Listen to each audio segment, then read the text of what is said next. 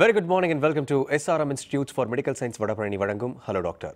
இன்றைய நிகழ்ச்சியின் மூலமா உங்க சந்தேகங்களுக்கு பதிலளிக்க வந்திருக்காரு சர்ஜிக்கல் கேஸ்ட்ரோஎன்ட்ராலஜிஸ்ட் டாக்டர் ராமகிருஷ்ணா அவர்கள். வணக்கம் டாக்டர். டாக்டர், இப்போ வேர்ல்ட் ஹெப்படைட்டிஸ் டே அப்படின்றது வழக்கமாக கொண்டாடிட்டு வர்றது. இது நம்ம ஆல்ரெடி நம்ம ஹலோ டாக்டரில் பேசியிருக்கோம். ஸோ நாளைக்கு வேர்ல்டு ஹெப்படைட்டிஸ் டே கொண்டாட போகிறோம் திரும்ப.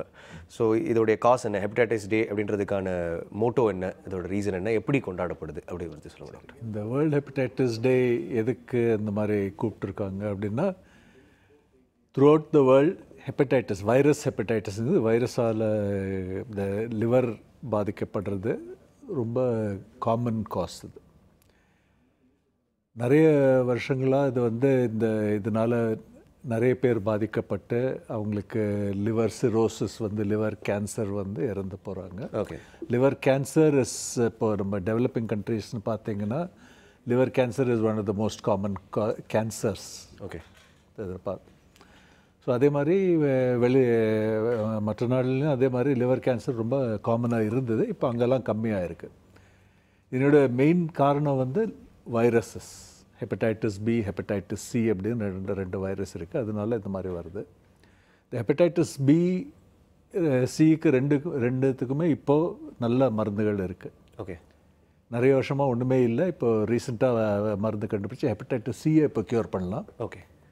இப்போ ஹெப்படைட்டிஸ்ன்றது ஒரு வைரஸ் அப்படின்றது சொல்லலாம். அது ஒரு வைரஸ். அதனால லிவர் கேன்சர், அதனால லிவர் பாதிக்கப்பட்டு அது லிவரில் ஜாண்டிஸ்னம் நம்ம சொல்கிறோம் இல்லையா, ஜெனரலாக மஞ்சக்காமாலை நம்ம சொல்கிறோம். அது அதனுடைய ஃபஸ்ட் மேனிஃபெஸ்டேஷன் மஞ்சக்காமாலை. Okay okay.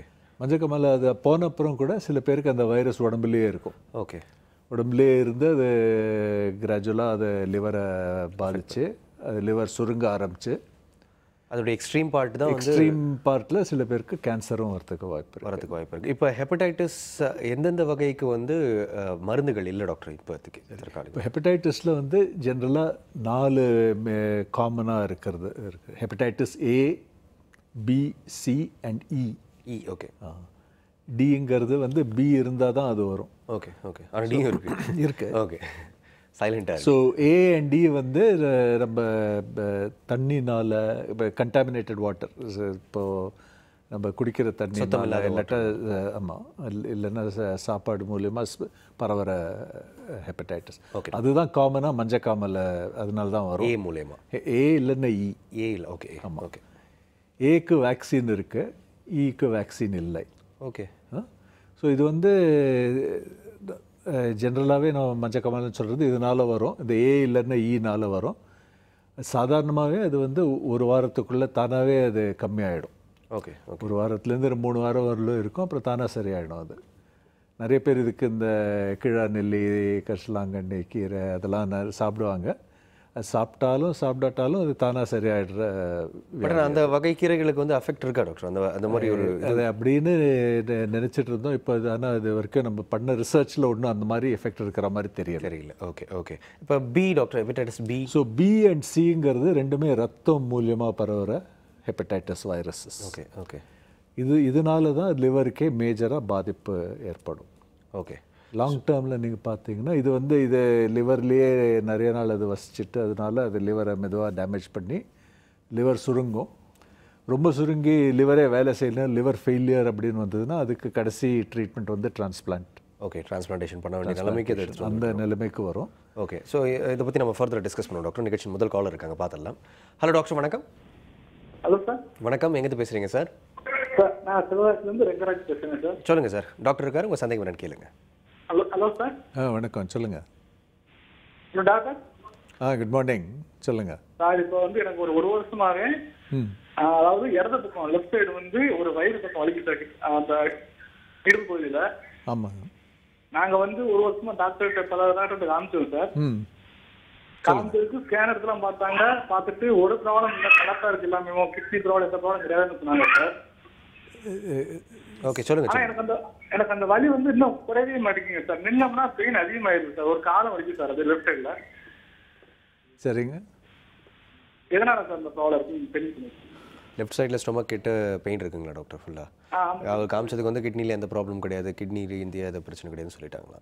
ஸோ லெஃப்ட் சைடில் இதில் வயிற்றில் பெயின் வந்ததுன்னா அதுக்கு கிட்னி மட்டும் இல்லை, அந்த சைடில் மண்ணீரலும் இருக்குது, பெருங்குடலும் இருக்குது, அதை சுற்றி இருக்கிற அந்த சில ஸ்ட்ரக்சர்ஸும் இருக்குது.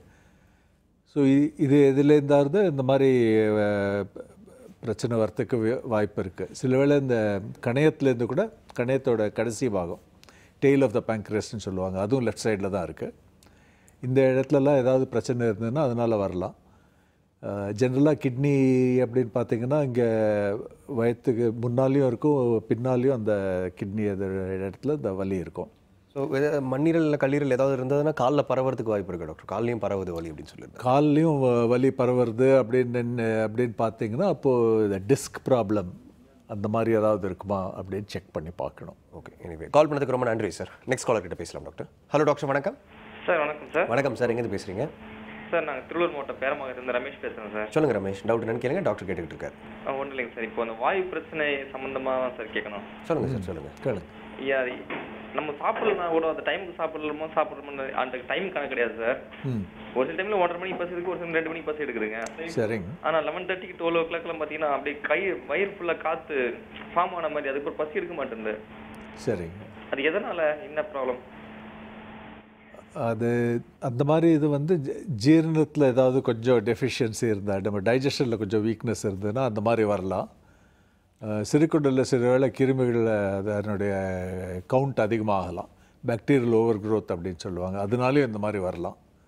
டாக்டர், இப்போ மார்னிங் பிரேக்ஃபாஸ்ட் ஸ்கிப் பண்ணால் இந்த மாதிரி கேஸ் கிரியேட் ஆகிறதுக்கு வாய்ப்பு இருக்கா? இருக்குது. இதனுடைய காரணம் என்னென்னா, அது வந்து சிறுகுடலில் நம்ம சாதாரணமாகவே நம்ம ஏதாவது சாப்பிட்டோன்னா அது எல்லாமே கம்ப்ளீட்டாக அது இன்டெஸ்டைனில் கிளியர் ஆகிற மாதிரி அது மேலே இது கீழ் வரைக்கும் அது போயிட்டே இருக்கும். ஓகே, அது அப்படியே அந்த இதை க்ளீன் பண்ணுற அந்த ஆக்ஷன் இல்லைன்னா சில வேளை அது அப்படி ஒரே இடத்துல தேங்கினதுனால அதில்.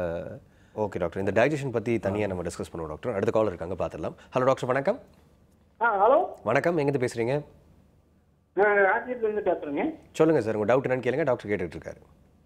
இல்லைங்க, அது சாப்பிட்டா வயிறு வந்து ஒரு மாதிரியா கணக்கணன்னு இருக்குதுங்க. சொல்லுங்கள் சார். அடிக்கடி வயிறு வலிக்கிற மாதிரி இருக்குது. சொல்லுங்கள். சரிங்க. அதான் ப்ராப்ளம் சார். சரிங்க. கொஞ்சம் எரிச்சலா இருக்கிற மாதிரியே இருக்குது. அது பல காரணங்களால் வரலாங்க. அந்த மாதிரி சாப்பிட்ட உடனே அந்த மாதிரி வர மாதிரி இருந்ததுன்னா, நெஞ்சில் எரிச்சல், வயிற்றில் அந்த மாதிரி எரியற மாதிரி இருந்ததுன்னா அது அசிடிட்டின்னு சொல்லுவாங்கல்ல, அதனால இருக்கலாம். அது எங்களுடைய டேர்மில் நாங்கள் கேஸ்ட்ரோஎசோஃபேஜியல் ரீஃப்ளக்ஸ் அப்படின்னு சொல்லுவோம். குடலில் இருக்கிற இந்த இறப்பையில் இருக்கிற அமிலம் மேலே வரதுனால அது ப்ராப்ளம் இருக்கும். அசிடிட்டிக்கு வந்து ஜென்ரலாக என்ன டாக்டர் மெடிசன் எடுத்துக்கலாம்? அசிடிட்டிக்கு ஜென்ரலாகவே நம்ம இதை ரொம்ப மைல்டாக இருந்ததுன்னா ஏதாவது ஈவன் பால் அந்த மாதிரி ஏதாவது குடித்தா கூட அது கம்மியாகும், அமலாகும். இப்போ அந்த லிக்விட்ஸ்லாம் வருது இல்லைங்களா, மெடிக்கல் ஸ்டோர்ஸில் கிடைக்குது, நம்ம அந்த மாதிரி அன்டாசிட் லிக்விட்ஸ், டைஜின், ஜெலோசில் அப்படின்லாம் நிறைய விற்கும். அது எப்படி டாக்டர், அது டெம்பரரி ரிலீஃப்? அது டெம்பரரி ரிலீஃபுக்கு கண்டிப்பாக யூஸ் பண்ணலாம் அது. ஓகே டாக்டர், இப்போ இதுக்கு முன்னாடி ஒரு காலர் கேட்டிருந்தார் இல்லைங்களா, அந்த மாதிரி எனக்கு வந்து டைமுக்கு சாப்பிடணும், ஆனால் வந்து அந்த டைம் ஸ்கிப் பண்ண எனக்கு பிரச்சனை இல்லை, ஆனால் கேஸ் ப்ராப்ளம் அதுக்கு முன்னாடி வந்துகிட்டே இருக்குது அப்படின்ற மாதிரி, அதனாலே பசி எடுக்க மாட்டேங்குது. இது வந்து நிறைய பேருக்கு ப்ராப்ளமாக இருக்குது டாக்டர். இப்போ இந்த கேஸ் ஃபார்ம் ஆகிறதுக்கு ஸ்பெசிஃபிக்காக நம்மளோட ஃபுட் பேட்டர்ன் காரணமாக இருக்கா, இல்லை வந்து நம்ம அலர்ஜிக் ஃபுட் ஏதாவது சாப்பிட்டுட்டோம் அப்படின்றதுக்கான அறிகுறியாக இருக்குது? ஏன்னா முந்தின நாள் ராத்திரி யாரோ உருளைக்கிழங்கோ இல்லை அவங்களுக்கு அலர்ஜிக்காக இருக்கக்கூடிய ஃபுட் சாப்பிட்டா கூட மறுநாள் இருக்கலாம், ஆனால் கண்டினியூஸாக சில பேருக்கு வயிறில் கேஸ் இருக்குது டாக்டர். அது வந்து ஃபுட் சாப்பிட்ற சமயத்துக்கு முன்னாடி உருவாகுது, அதுக்கு காரணம் டாக்டர்? அதுக்கு தான் சொன்ன மாதிரி நார்மலாக வந்து இது குடலில், சிறுகுடலில், பெருங்குடலில் பெரிஸ்டால்சிஸ்னு ஒரு மூமெண்ட் இருக்கும். ஓகே, அது எப்பவுமே இருக்கிற அங்கே உள்ளே இருக்கிற இதெல்லாம் கீழே தள்ளிகிட்டே இருக்கும். ஓகே. அப்போது அங்கே ஒன்றுமே தேங்காது. ஒரே இடத்துல ஏதாவது அது நீர் தேங்கின மாதிரியோ இல்லாட்டா சாப்பாடு உணவுப் பொருள் தேங்கின மாதிரியோ டைஜஸ்டிவ் ஜூஸஸ் தேங்கின மாதிரியோ இருந்தால் அதில் மறுபடியும் பாக்டீரியா வளர்கிறதுக்கு வாய்ப்பு இருக்குது. அதனால இந்த மாதிரி நம்ம கேஸ் அப்படின்னு சொல்கிறாங்க, அந்த மாதிரி பிரச்சனை வருது. இப்போ இதுக்கு எப்படி டாக்டர் ரிலீஃப் பார்க்கலாம்?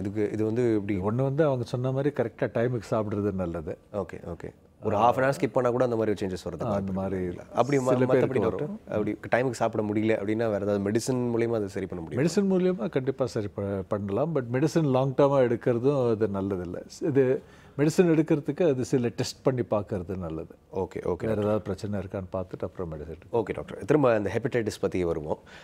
பி அண்ட் சிக்கு வந்து ஒரு வேக்சினோ க்யூரோ கிடையாது இல்லைங்களா? பிக்கு வேக்சின் இருக்குது. பிக்கு இருக்குது. ஓகே, இருக்குது. சிக்கு க்யூர் இருக்குது. சிக்கு க்யூர் இப்போ இருக்குது. இப்போ 2 வருஷமாக சிக்கு நல்ல மெடிசின்ஸ் இருக்குது, க்யூர் இருக்குது. பட் அதுக்கு வந்து எல்லாம் கொஞ்சம் காஸ்ட்லி மெடிசின்ஸ். ஓகே ஓகே 3 மாதம் எடுக்கணும், அந்த மாதிரி இது இருக்கும். Okay doctor. இப்போ அதிக ட்ரிங்க் பண்ணுறவங்களுக்கு இல்லை அது மூலியமாக ஹெப்படைட்டிஸ் கிரியேட் ஆகிறதுக்கு வாய்ப்பு இருக்குது டாக்டர்? ஸோ ட்ரிங்க் பண்ணுறவங்களுக்கு ட்ரிங்க்னாலேயே லிவர் பாதிக்கப்படும். அதுக்கும் மேலேயும் ஹெப்படைட்டிஸ் வந்ததுன்னா கண்டிப்பாக இன்னும் எக்ஸ்ட்ரா டேமேஜ் ஆகிறதுக்கு வாய்ப்பு இருக்குது. ஓகே. அதே மாதிரி நான் வெஜிடேரியன் ஈட்டர்ஸ்க்கு அவங்களுக்கு டாக்டர் அதுக்கு நான் வெஜிடேரியனுக்கும் இதுக்கும் சம்பந்தம் அப்படி சொல்ல முடியாது. ஓகே டாக்டர், இதை பற்றி ஃபர்தர் பேசுவோம். நிறைய விஷயங்கள் தெரிஞ்சுக்கணும் ஹெப்படைட்டிஸை பற்றி. அடுத்த காலர் இருக்காங்க, பார்த்துடலாம். ஹலோ டாக்டர், வணக்கம்.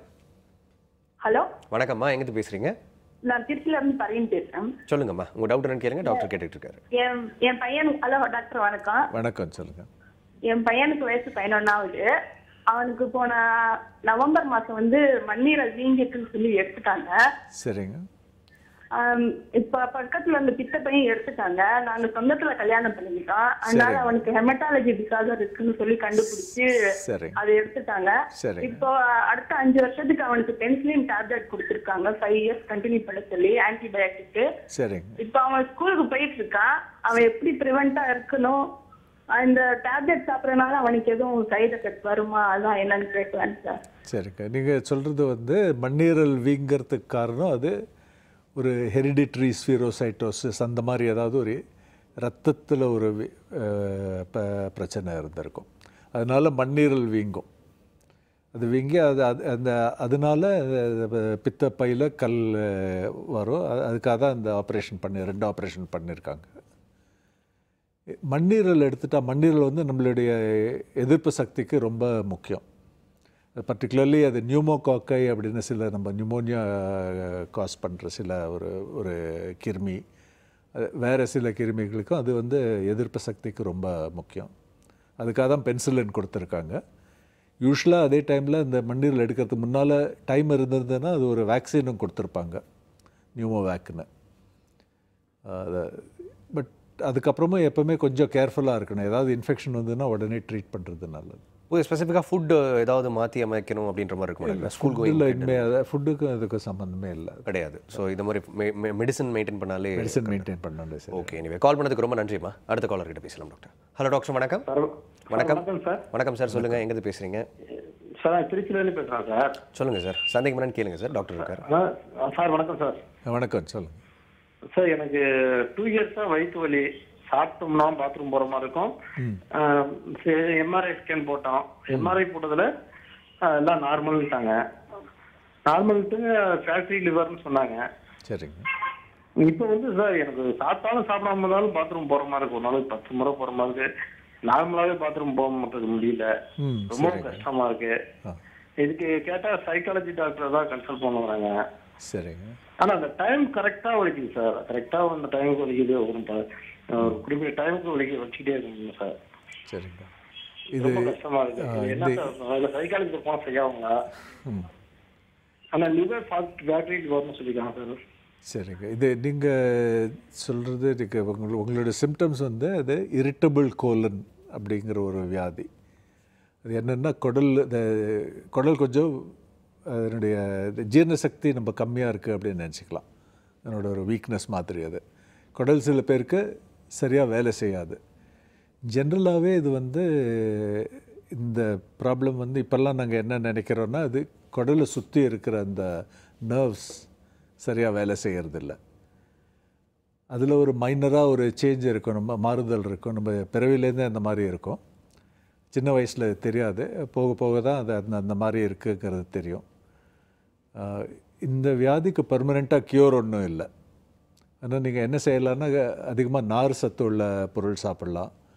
அது தவிர சில சிம்பிளாக மெடிசின்ஸ் எடுத்துட்டா இது ஓரளவுக்கு நம்ம கண்ட்ரோலில் வச்சுக்கலாம்.